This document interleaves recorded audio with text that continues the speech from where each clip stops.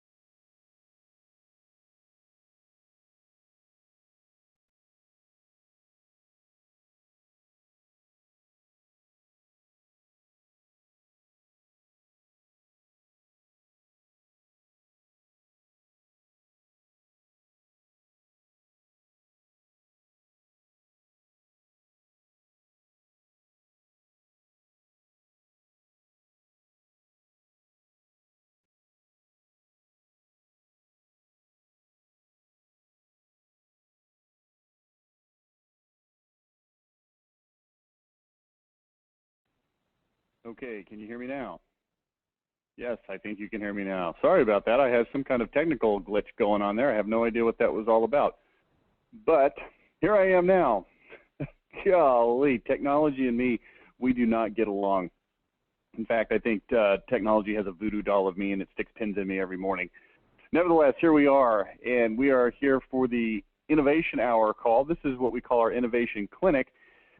This is a little bit of a tough chore because I put the onus on you as MYM Insider members to submit your business up to be evaluated and looked at so that we can go through some of the innovation formulas and innovate your business. And as luck would have it, we really don't have anyone that has done that. If you would like to participate, feel free to raise your hand or ask a question in the question console. What I'm going to do in the absence of any submitted requests for innovation for your company is I'm going to discuss a couple of concepts and principles that I want to help you understand from an innovation standpoint. Now, this is coming to mind to me because a couple of weeks ago I sat down with a company called Bigger Brains. It's an online business video-based training company, and I recorded a video version of my 5 Biggest Marketing Mistakes audio CD. So it's currently in post-production and it's being edited, and it will be available and online, and you'll be able to see that pretty soon. It's a pretty good video, but as I was going through that video, we went through the examples, excuse me, of the bank, and I got to thinking about that bank a little bit, and I want to go back and visit it again. If you haven't seen this before, you'll see it now today. If you have seen it before, it's going to be a good review, because there's a concept in there that's called Captain Obvious. And I want to review this with you and give it to you as an innovation principle and have you start thinking about this in terms of your business, so you can look at it, think about it, and get some kind of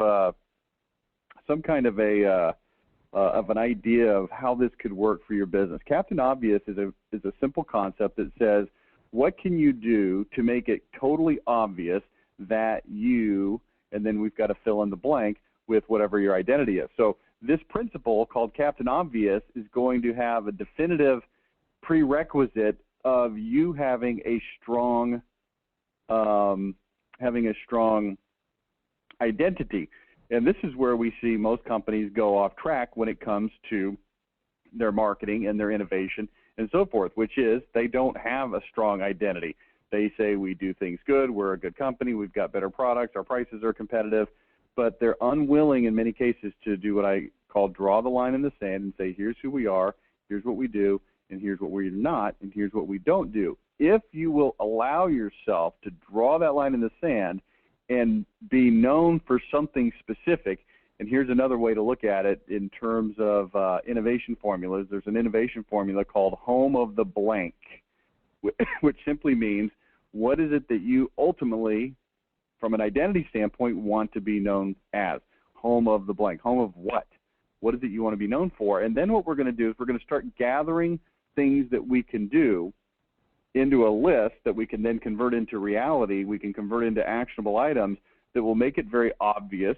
Here we go, Captain Obvious, that you indeed are the company that delivers on that particular promise. So let's think about this for just a minute. I'll give you a couple of examples, and I'm going to go a little bit off-road and just kind of stick with me on this. Remember in days gone by, this still comes up, but I was talking to a lot of window companies, and window companies always say things to me like, our windows will save money, our windows are better, our windows are this, that, or the other. And here's what's interesting is people will make these kinds of comments, but they really won't back it up with any kind of evidence. As we look at this thing called Captain Obvious, if we want to make our point and our position clear and obvious, one of the things we've got to do is start to gather some evidence. We've also got to gather multiple ways to prove our point, okay? I'm going to go into an example of a bank here in just a minute, but let's stick with the window thing for just a second. If you wanted to make it obvious that your windows saved money and that they were superior to the other brands and that you had a better deal, and you could just as easily fill in the blank. I see Renee is on the call. We talk about gutter protection, and I see Carrie is on the call, and you could talk about basements. And Rich, I see you're on the call. We could talk about hearing aids. Whatever your topic is, we could take this similar type of mentality. But let's go back to the windows for a minute. If you really wanted to prove that these windows save money, here's what I told people over and over and over, and yet nobody ever took the time, effort to actually do this. What people would prefer to do is to talk and to say things and to make claims that, while they actually may be true, are really not that provable because they sound like platitudes. They are platitudes because they're not backed up with any kind of evidence. So here's what I tell people to do. If you think your windows are going to save people money on their energy bills, why don't you do this? Why don't you go get 10 of your customers who have bought your windows, have them gather up their energy bills for 12 months prior to getting their windows replaced by you, then have them document their 12 months of energy bills after they replace their windows. That's a 24-month period of time, and let's compare them. Well, that takes time, that takes effort, that takes money, but what we're trying to do is make our point, make it clear, make it so that it's not just a claim, but make it obvious, and this is what just about nobody is willing or able or wanting to do. And the thing that I can't figure out for the life of me is, well, why not? Why wouldn't you do that if indeed that is one of your major points, is that we are going to save you money on your energy bills? Why wouldn't you not take an opportunity to prove that? How else could you prove that you save money on your energy bills? How could you prove that? Well, let's look at all the different things we could do. And this is just a matter of thinking through ways to make it obvious. And I think that this is an exercise that is extraordinarily simple, yet is probably not really done by just about anybody. So think about it for a minute. And if you've got some things you want to chime in, go ahead and type them into the question console, and I'll take your input on this. But let's just answer this question. If you wanted to prove that your windows were better, that your windows were higher efficient, that they saved people more money on their energy bills, how could you do that? One of the things I said is you could create a piece of evidence. What else could you do?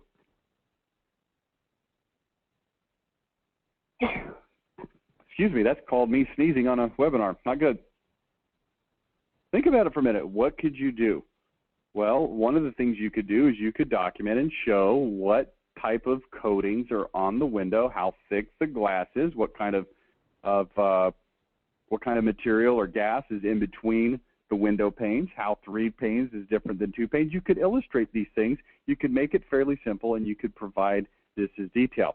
One of the things that's interesting, we just went through the presidential election. I remember writing an article in 2008 as the presidential election of McCain versus Obama was just about to happen. And I wrote an article called They Both Suck. And then in parentheses, in smaller font, it said at marketing. And it was not a comment about their various political positions.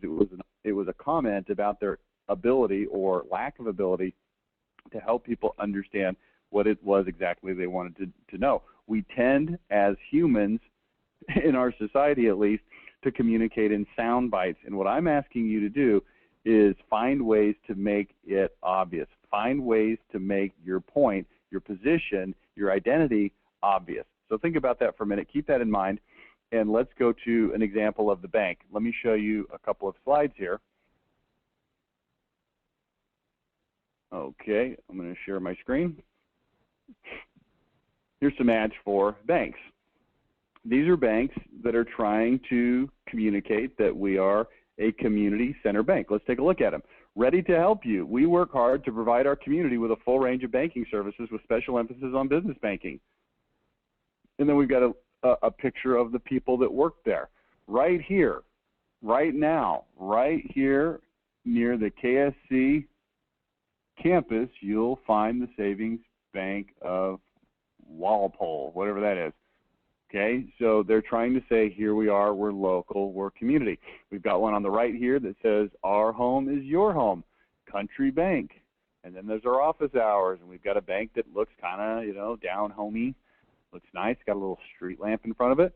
How many friends in Missoula? Wait, may we suggest a few? If you're moving to Missoula, it's exciting. Even if you're just moving across town, we've got a few people you should meet to help you settle in. Our award-winning team of real estate lenders.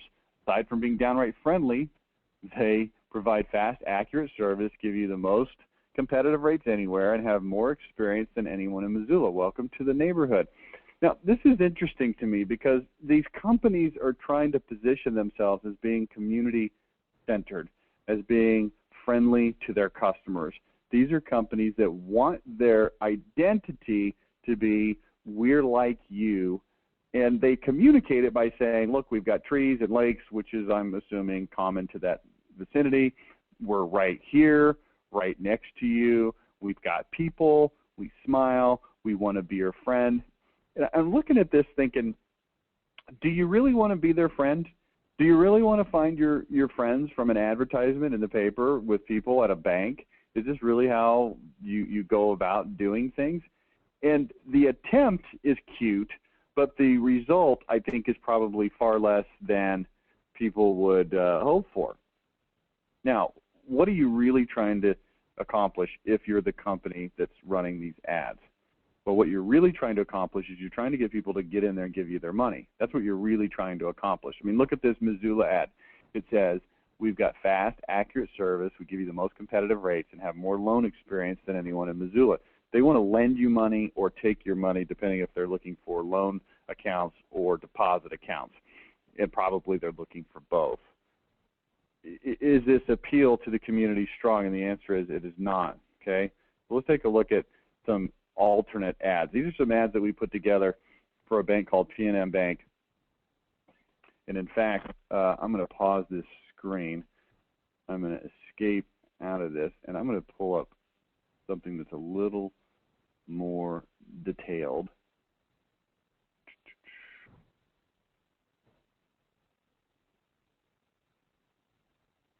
Okay, here we go.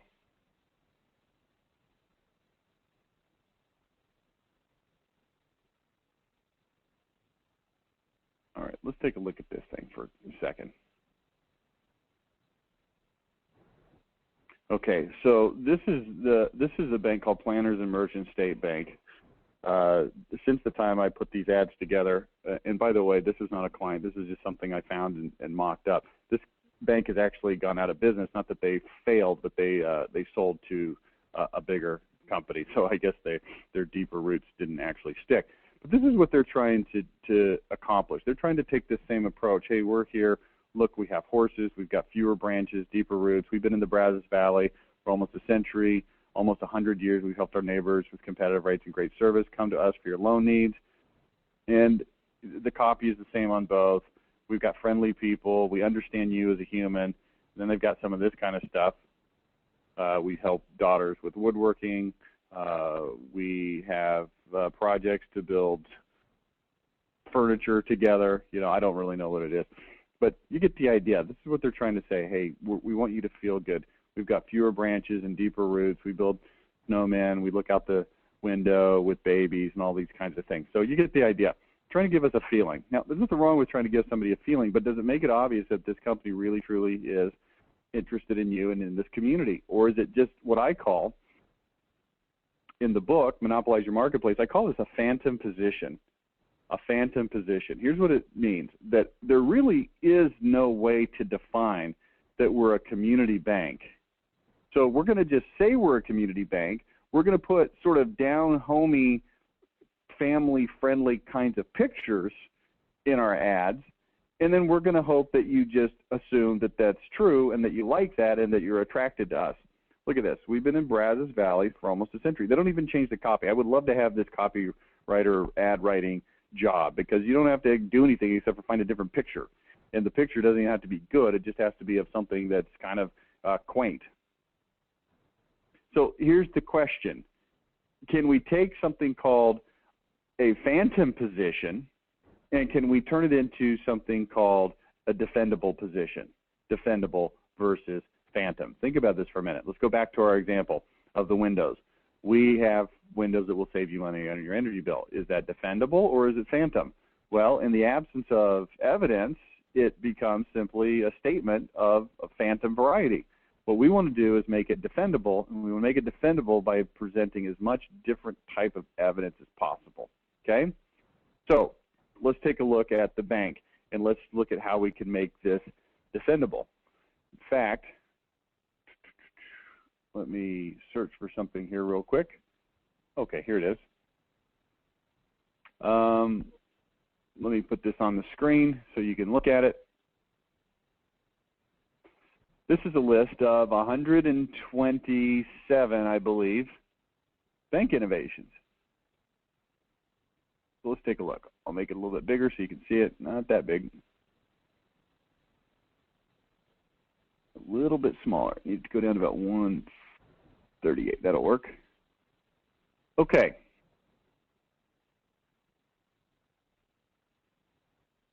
All right. Here's the customer issue, concern, problem, or frustration. Switching banks is too big of a hassle. So what if we had a full account transfer process? Now what we're doing here is we're going through a process called Captain Obvious. What could we do to show that we care about our customers and we're a customer-friendly bank? Okay. One of the things that we've identified is that it's hard to switch banks. It's a big hassle. So what if we put in place an account transfer process where the bank does all the paperwork for you, and they transfer all your direct deposits, Social Security deposits, retirement benefits, bill pay, all of that kind of stuff. Okay, you say, well, I don't know if they could do that or not. Well, all we're trying to do is come up with ideas. This is a brainstorm, and this is the fruits of the brainstorm. Bank switching is too big. What if there's a bank switch kit, so that potentially the person could do it themselves? Forms, checklists, you can gather, switch. They're trying to facilitate it. Number 3, me and my family make us more financially savvy. What if we had a kid and family-friendly financial literacy program? Is this now allowing us to make a defendable position that we are customer-friendly and that we're there to help you out? Probably so. Next, help desk. Whoops. A help desk with a dedicated help hotline, so people can call car owners with banking needs, questions. How about a red alert overdrawn notification system? The bank immediately notifies you by phone or email or text message so that you can put money into your account and not get an overdraft fee. Well, this is actually going to hurt the bank because they're going to now lose money on fees, but they're going to help you, the customer. And if they help you, the customer, and if you, the customer, like them, is it now more likely that you're going to do more business with them so they don't have to make the money off of the stupid fees that you hate? Maybe, okay? Unusual account activity, email alert, employee Facebook. This doesn't mean Facebook like Facebook. This means literally a handy photo guide and personal caption that introduces you to bank employees. So you put this over there by the place where you fill out your deposit slips, and you can see, okay, here's John, here's Judy, here's Dave, here's Bob, etc., okay? personal account manager, personalized greeting, treats at the drive-through, customer access, accessible washrooms, bathrooms, not tucked away with an employee-only sign, but well-stocked, clean washroom for customers, customer activity room to reinforce the bank's commitment to the community, provide an all-purpose room that can be reserved for meetings, small events that are vital to the community. Now, let me tell you this. We bank at Capital One Bank. Our branch office is here in Southlake, Texas, where our office is, okay? This is a bank that, I don't know how many square feet this building is, but they've got only about 5 or 6 employees that work at this entire branch. There's enough room there for probably 30 employees. They can easily configure this mammoth, unused, wasted labyrinth into some kind of a community-type place where people could come and do stuff. But they don't, because they're a bank and they don't do that kind of a thing. Business library.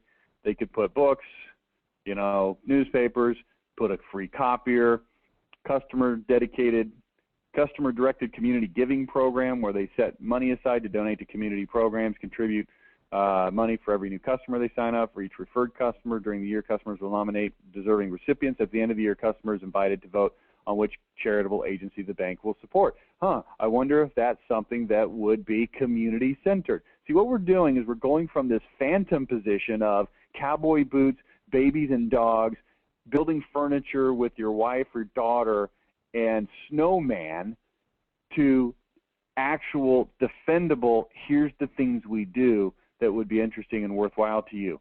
A 20,000-mile checkup. You get a personal phone call 60 to 90 days out to be sure that they change over. You ever had this before where you've got a bank account and you find out later that it was charging you more fees and there was a different bank account that you could have switched to, but nobody ever told you, so you just kept paying fees and you didn't even know it? This kind of thing happens. Well, we're going to avoid that. How about this? Free coin counter machine, self-service at all the branches. So we're going to put Coinstar out of business. Why not? Who cares about Coinstar? We're trying to run a business here. Online banking for dummies training class. Train people how to use their online banking. Some of the things that they don't know how to do, maybe we could make online classes. Maybe you could do it in the community center there. Local events of the week. Now, I'm on number 21. This goes up to 125. Let's just sort of click through this and read a few. Thought for the day. Could do that via text. Could put it in a sign at the bank. Heavenly cookies, donut day, free M&M's candy, free chilled water bottles, tip calculators, investment club, plain talk financial column, plain talk radio show, free pens, superlative service training is required. We care about customers panel, annual customer account checkup, free fresh flowers each week in the branch. We want you to stay healthy. We use disinfectant wipes behind the teller stations, immediate credits of deposits instead of waiting, local news and human interest stories on computer monitors. They've got this at Capital One. They've got computer monitors up behind where the tellers are, but guess what kind of stupid news they've got? Some weird, random crap that's national that has nothing to do with my community here in Southlake. Why wouldn't they find that information? Answer is too much trouble. What else do we have? Caring for Customers Club. Club members get emails on important, interesting financial topics, discounts from joint venture partners. Home insurance protection pack, pet water bowl. Why not? Convenient hours, 7 a.m. to 7 p.m. all day Saturday. Bank at work, bank at home, bank bus. Visit elderly people, senior day, how to buy a car kit, how to buy a home kit, multilingual staff, Young Savers Club. You get the idea. And it goes on, and it goes on, and it goes on, and it goes on. And we've got Mother Goose Day. We've got some celebrations. Mother Goose Day, Davy Crockett Day. August 17th is the official Davy Crockett Day. He'll be in costume at the bank showing little ones outdoor skills and taking pictures. Tooth Fairy Day. August 22nd is official Tooth Fairy Day. She'll be in costume, tell stories to children, provide dental health facts. Each child will receive a tooth chest to store their lost teeth in under the pillow when the Tooth Fairy comes. Are you getting the idea what we're trying to do here? Now, here's what I didn't say. I didn't say you have to do all of this stuff. I said make a list so that you can now put this stuff together and put it out there in your advertisements and your marketing and what you actually do. Kids Protection Day. Bank partners with the National Child Identification Program to help parents create a record for their child by having fingerprints taken, stored in the National Bank of Missing Persons. Grand prize giveaway. Local youth scholarships. Breast cancer awareness. Young Readers Day. backpack safety screening, cholesterol screening. You know, you don't have to be a bank.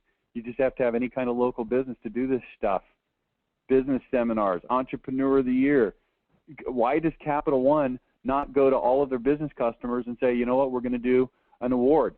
And they look at all of their business relationships that they have, and they give out a business person of the year, an entrepreneur of the year, and there's certain parameters. And maybe they got 2 or 3 different divisions. Maybe they got small business, home business. Maybe they got larger business. Maybe they got family business, whatever it is. And they could give away the top award, but guess what else they could give away? They could give away the top 10 runner-ups all get a trophy. And now you've got all these people going, man, I might want to switch banks, but I can't because they gave me the Entrepreneur of the Year award. And maybe they give it to people that aren't even their customers to make them want to be their customers. Do you see how this works?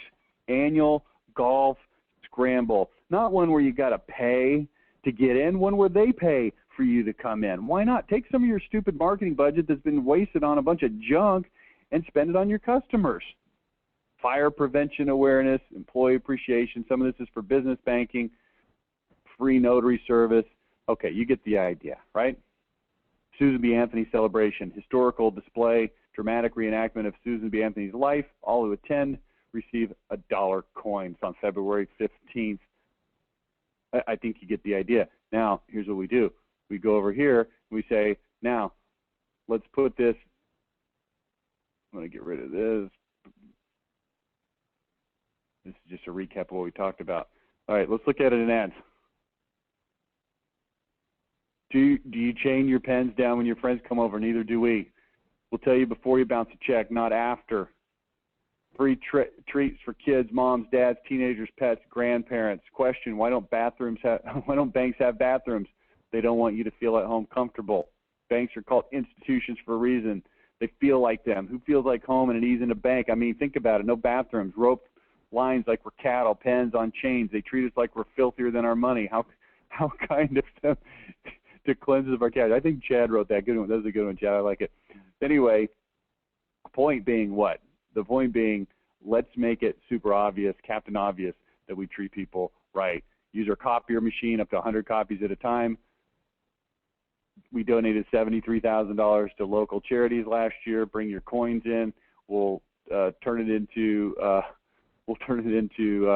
money. In supermarkets, Coinstars and other loose coin counters are popping up precisely because banks had failed to address the issue that coins do not come in perfectly wrapped rolls. Money is money, right? Then why won't other banks take your coins? Instead, they expect you to roll them. Last time we checked, customers were not on our payroll. Yes. Children hate to leave our bank. You'll like us too. Why can't you make this your bank more like the McDonald's Playland, or make it more like the Barnes & Noble with a reading area? I don't know. Maybe you could do that. The best time to get to the bank is after you've picked up your children from school. You're out and it's convenient. In theory, kids typically hate bank trips. They have to be quiet and keep their hands to themselves. All they want to do is play with the velvet rope or climb up to see what you're talking to behind that tall counter. Our bank, kids behave just at our kids behave just to be allowed to come back. Let us tire them out in our play area. Imagine an easy bank trip, a nap time right after. Okay, then we've got cookies, we've got sodas. We're open at convenient hours. We'll help you to buy a car. We'll give you free football tickets. We'll give you a free flag. We'll in the tooth fairy like we talked about. You've heard about our car buying seminar, home equity classes, investment strategy class, but did you know they were right here for your kids as well? That's right. While you're attending your seminar, we'll take your kids off your hands and teach them about tooth care. Think about the money you'll be able to invest in or save avoiding the dentist. You could even open college fund for your little mouth. Okay, so you get the idea. Here's the point. It's called Captain Obvious. Can you sit down, look at your business, and say, what could we do to make it super obvious that what we say we do, we actually do? That what we claim to be all about, we are actually all about. So let's take a look at some of your businesses. If we took a look at, well, I mentioned earlier, we've got a basement company and we've got a gutter protection company. One of the things that I would do if I were the both of you, because it's a very similar situation, is I would look at this in terms of evidence. What can we do to show people that what we say is true? I was on a call the other day with Renee, and we were talking about different kinds of gutter protection. And I'm going to be honest with you, Renee, it's very difficult for you to explain to me over the phone what some of these different gutter protection problems were. Now, you say, well, we're going to show them in the home. That's fine. I'm not talking about sales right now. I'm talking about marketing. So what if we created videos and said, look, here's the problem with this particular system, because the shingles have to be released. You have to put it up under this thing. I still don't really know what that means. Why not create a video of that? If yours is stronger, why not show a video of you hanging from the gutters, or pounding it with a hammer, or hitting it with a bat, or doing something silly? Why not show, instead of having this little machine that runs water over the gutter and uses surface tension to get it into the gutter, why not show what happens with huge volumes of water? Why not stage these kinds of enactments? Why don't we do this in terms of basements, Carrie? Why don't we take some kind of a video and show, here's what happens with our panel. Here's a sheet of drywall.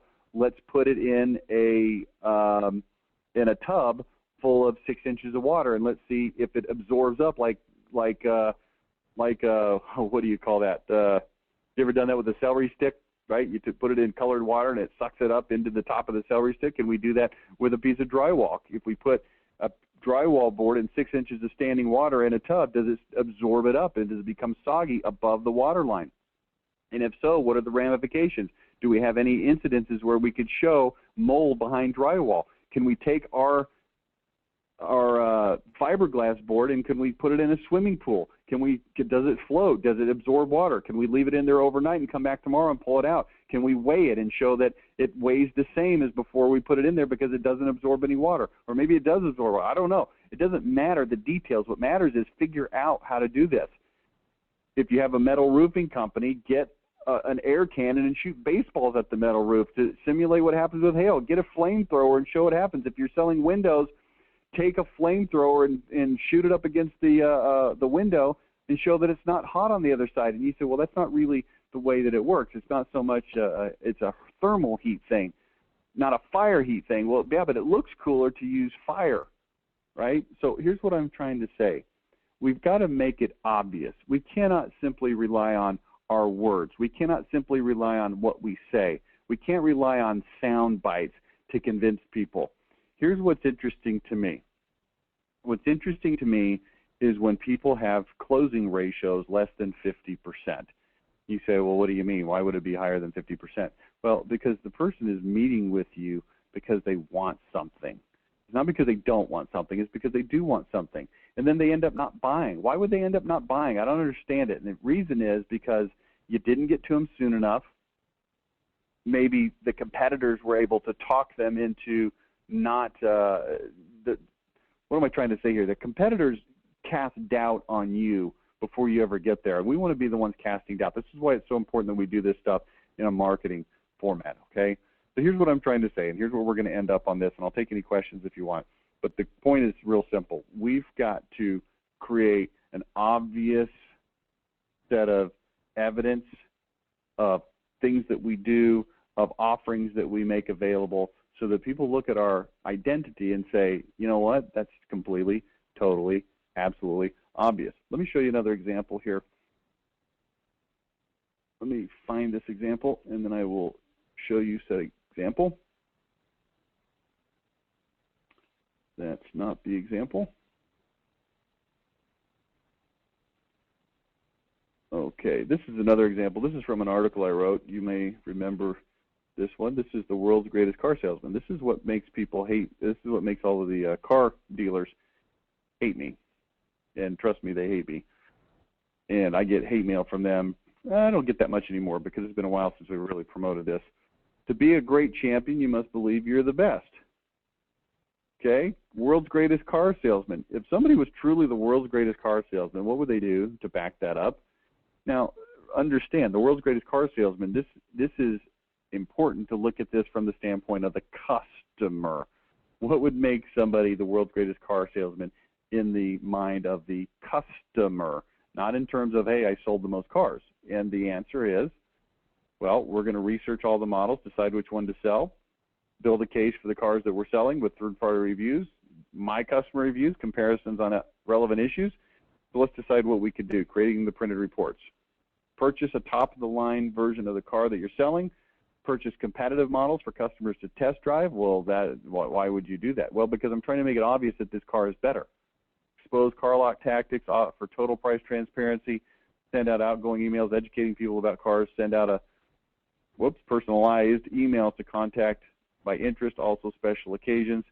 Solicit and publish customer feedback. Create a club, free offers, discounted offers. Host a radio show. Become an expert. Become Mr. Giveaway. Give away gift cards, sports, concerts, movies, emails, giving things away. Give away a car once a year. I don't want to go into this in detail. You can read the article online. It's on our website. Free publicity on TV for everything you do. Here's what we're trying to do. We're trying to make it obvious that we're the world's greatest car salesman, that we help you get the best car, okay? That's just a really quick example. That's probably too quick to really draw too many concrete conclusions. But I do want you to take this concept and I want you to mull it around for your business, and I want you to come up with a list. What I want you to do is brainstorm. What is our identity? What is it that makes us different and better? And what could we do to prove it? What can we do to make it obvious? So that's what I want to talk to you about today. It's kind of a truncated, shorter, impromptu type message, but in absence of innovation clinic participants, that's probably just fine. Okay, so that's it. Unless I got any questions. Anybody want to ask a question? Anyone? Bueller? Okay, I don't see any. So what we're going to do is we're going to go ahead and wrap up here. We got another call at 11:30. It's our Insiders Open Forum, and we do have a participant in that. We're going to talk about financing. So if you want to talk about how to use financing to make your business more competitive, how to get more customers, then that's going to be a good topic for you to get on. That's going to be at 11:30. It's about 45, 50 minutes from now. So we'll talk to you then. Thanks so much. Talk to you later. Bye now.